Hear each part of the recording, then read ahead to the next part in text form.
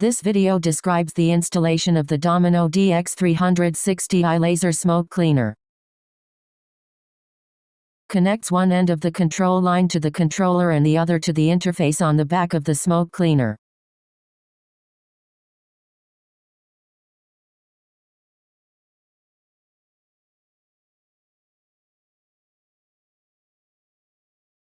Connect the purifier's power lines and gas tubes and confirm that all plugs are fixed.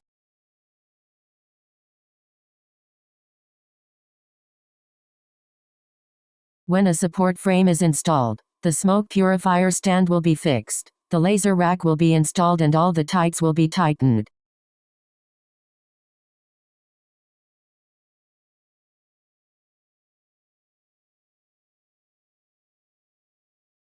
Once completed, again check the strength of pipelines, cables and supports.